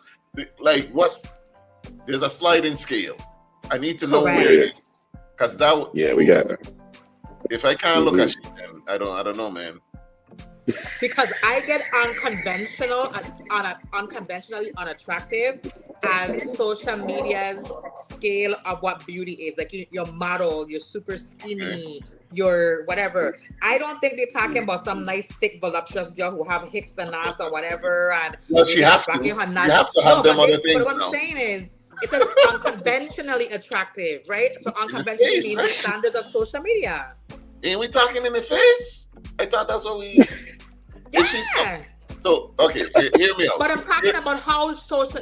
When you hear unconventional, it's based on the standard of what beauty is. which has been established by, you know, your fashion industry, and they've determined what's marketable in terms of beauty. Who's now, if you just said some ugly run from down the street, then I'd have been like, okay, cool, y'all just an ugly run. I get it. Who is unconventionally attractive in your idea? Kaji, help me. I try and get a picture. Oh, you're saying unconventionally attractive, like super beautiful to my standards? What is nice? Or this? Because there's gorgeous, there's average. So is this behind the average? Is that what we're saying? It's below the line. It don't say how far below the line it is. It's below the line. Man said the face can be ugly, but the body gotta be right. What? Yeah, that is what I'm saying. I don't lie, but goddamn, it's true. Yeah, I gotta walk with something. Let me be attracted to something. I gotta walk with something, man. Shit. Killing me, man. Oh, she got some jiggle back there, man. It's safe. Like, we could be friends. She could help me with business. Like, she ain't got no body. She ain't got no face. Oh God, dude. Okay, who is unconventional? You in your hospital bed and this friggin' beautiful idiot come to the stop and make your life decisions. That's why you're really telling me that's who coming to make your life decisions for you, this beautiful idiot. Pull the plug. I ain't taking crackers. He's gonna need like 6-8 months of that, so he can't work and pay my bills. Do not resuscitate. That's what's gonna happen at your hospital bed. DNR. Someone like she's fine as hell. What? But some men wouldn't consider her attractive because of. We got totally different. You see, this is why. No, but she's right because I see that. And that is again unconventional. Oh, so that's my choice. So that's my choice then? Is that what you're saying? Like, no, but I'm saying that you see what she just said? People don't, because she has strong African people, they don't consider imagine that you hear that and you can't understand what we're talking about. No. I see what you're saying. I can't imagine it. That's why I'm trying to say. Unconventional. So it's not the industry standard of what beauty is. Then there's only one correct answer then. If Thames is unconventional. Hell yeah. What? Hell yeah. Come on, that ain't a question. If they have put Thames like as the profile for her, who would I say a beautiful idiot? Exactly. Nah, I agree. Thames is fine. No, they get the Lulu man out there. I swear. There's men who don't think Angela Bassett is beautiful because she has strong features in her face. You know who I don't think is beautiful? I'm sorry, because her features are very strong. Tiana Taylor. Like, okay. I like Tiana Taylor. I don't like her face. And that's fine. I don't like her face. And that's okay. So that's my unconventionally attractive. Tiana Taylor, who will do everything for you, versus a more beautiful idiot? Of course, I could deal with Tiana face. I just deal with it. You know what I'm saying? Like, I like Tiana. Question, because unconventional beauty to me is industry standard, and industry standard was defined by these European white men what they think beauty was, and they didn't have a good base point for that, because we as black people were never considered beautiful in their eyes. So I think we're like out by default. They're saying Lado is the beautiful idiot. Definitely, she's a bird. That's a good example of a beautiful idiot. Yeah. Nah, I wouldn't go with Lado's a bird. That makes it so much easier for me. If the choice is Lado versus Thames, Thames will win for you every time. Every time. Honestly, every Thames and Tiana Taylor look better than Lado for me, in my opinion. Thames and Lado. Tiana Taylor looks better than Lado by far for me, because one, physically fit. She's still got a nice structure to she. Beautiful face. Come back. Beautiful. Like Lockett. He's so beautiful. I love Tiana, man. Tiana's beautiful. She's top 5 for me. Her body's serious. Like, nobody could beat that. Is that body natural? Is that body natural? I don't know. Tiana? Oh, yeah. You look at her body and you can tell, she works out a lot. She's been a dancer most of her life. Yeah. She claims she won't work out. That's the thing. She claims she doesn't. She was on Super Sweet 16. She looks like that. I know. But she's been saying she doesn't work out. She just dances. Yeah, she's been a dancer her whole life. Yeah. Dancing's an exercise. Yeah. All right. So quick. Come before we close out. Would you prefer a beautiful idiot? Apparently, the beautiful idiot is Lotto, or an unconventionally attractive? What? A convention? What? Unconventionally attractive or unattractive? An unconventionally attractive woman that has it all. And Thames. I can't. That don't even make no sense to me. All right. The only answer is Thames, man. But what Keita said is true. People have said that her African features are very pronounced and they don't find her beautiful. And when I started, I was like, beauty is really in the eye of whoever looking at it, because I don't know what these people talking about right now, but they talked about it. So people really do believe that. I don't listen enough. Just type 2. Just type 2 in the chat, man. Type 1 or 2 in the chat to vote. But yeah, me, okay. Oh, also on that last poll, it was 100%. On the last poll, it was 100% the other way. They would date people who date other people? Yes, 100%. Okay. Give me the 5-6 man too, okay? It's like for the woman. I just want y'all. Yeah, let's put that one out. Hey, I ain't doing that. Ladies, would you? You say it, because that shit sounds so ridiculous to me. I ain't even. The 6 foot tall plus man who's the idiot, or the 5'6" man that has everything. 5'6" me every time. Please vote me more than once. Hey, I'm 6'1", by the way. I was gonna do is look nice. You missed it. 6'1". What we missed? What I missed? He's 6'1", by the way. He's 6'1". Okay. But he ain't an idiot. We just heard how eloquently he can speak, so he don't qualify for the example. 5'6", they're saying. Okay. But where the woman was who are locking all, she was 6'1", Messi. I feel some type of way that like 5'6" is equal to ugly to man. Like, you see how the woman is asking man how tall it be, and the minute it's a 5 inch, the face go. Ew. Like what? Mm-hmm. Damn. The minute they hear 5 something, I hear it's 5 and That's like, crazy. And they'll be like 5'1" in them. Like what?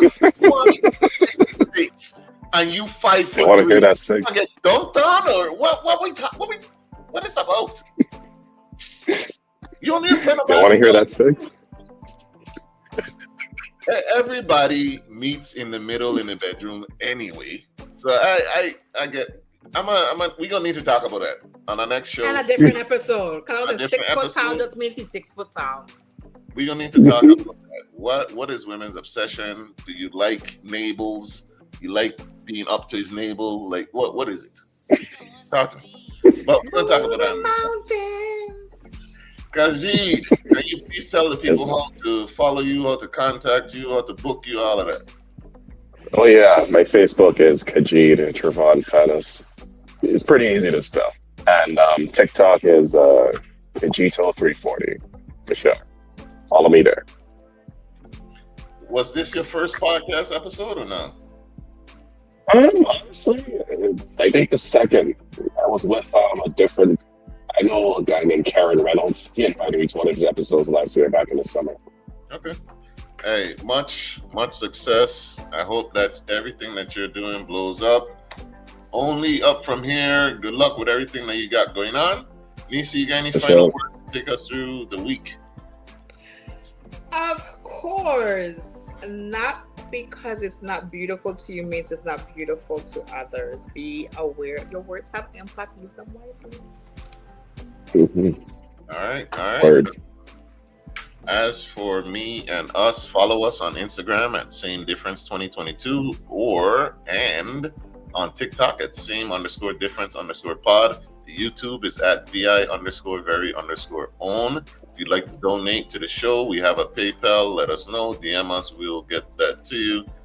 Also, It's a political election season. Any political guests would like to get on to the podcast, they can. Y'all go ahead and let us know. We'll have you on. We do not endorse any candidates in any elections for any reason. We like to remain strictly out of that. And yes, if you're terrible at your job, we're going to talk about you. All right. That's it for me, man. We appreciate you. Let people know a different day with Ja and Nisi. We're here every Sunday from 4 to 6 p.m. See y'all later. The clip's going to be posted pretty soon. Check them out. What's up? Yo, peace. What's up?